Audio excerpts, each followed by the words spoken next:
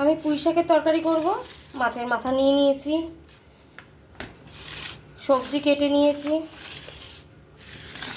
সব রকমের সবজি, রাঙা আলু, বেগুন, কুমড়ো, ঝিঙে দিয়ে। আমি এতে আলু দেব না। পুঁই শাকের ডাঁটা, পুঁই শাকের পাতাটা ওখানে জলটা ঝরাতে রেখেছি ধুয়ে। এবার আমি মাছের মাথাতে হলুদ গুঁড়ো, নুন দিয়ে মাখিয়ে রেখে দেবো।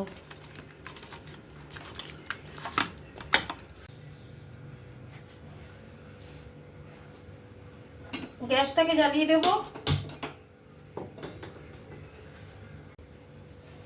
মাছের মাথাটাকে আগে ভেজে নেব, তার জন্য কড়াইতে সর্ষের তেল দিয়ে দিচ্ছি। তেলটা গরম হতে দেব। ঢাকনা দিয়ে আগিয়ে করে আড়াল করে মাছের মাথাগুলো দিয়ে দেব। আমার মাছের মাথাগুলো ভাজা হয়ে গেছে। আমি এই তেলের মধ্যে আরেকটু তেল মেশাবো। ফোড়ন দিচ্ছি শুকনো লঙ্কা, পাঁচফোড়ন আর অল্প করে একটু কালো জিরা। এবার আমি এতে পেঁয়াজ কুচিয়ে রেখেছি, কোচানো পেঁয়াজটা দিয়ে দিলাম।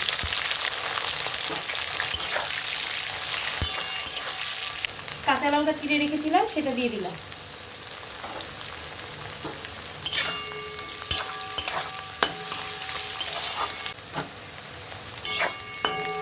আমার পেঁয়াজটা হালকা ভাজা ভাজা হয়ে গেছে।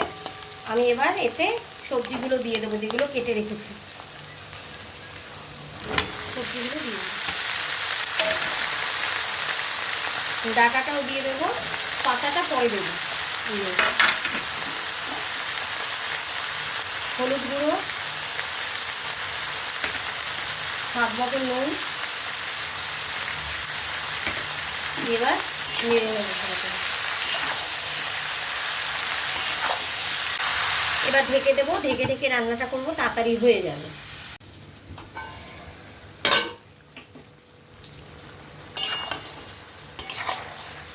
পুঁই পাতাগুলো দিয়ে দেবো।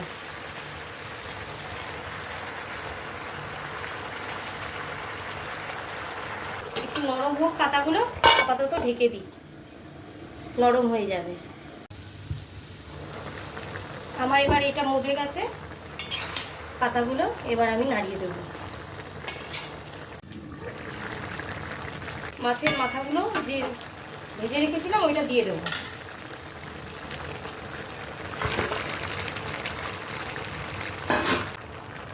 দিয়ে এবার ভালো করে নাড়াচাড়া দিয়ে নেব।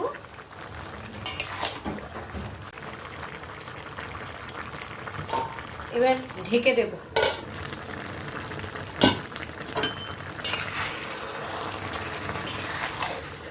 পুরো রেডি। এবার আমি নামিয়ে দেব। আমার রান্নাটা হয়ে গেছে, পুঁই শাক মাছের মাথা দিয়ে তরকারি। তোমাদের যদি ভালো লেগে থাকে, ফেসবুক থেকে যারা দেখবে তারা ফলো করো, পেজটাকে লাইক করো, শেয়ার করো, কমেন্ট করো। আর যারা ইউটিউব থেকে দেখবে তারা সাবস্ক্রাইব আর লাইক করো। আজকের মতন এইটুকুনি, টাটা। আবার পরের ভিডিও নিয়ে চলে আসবো।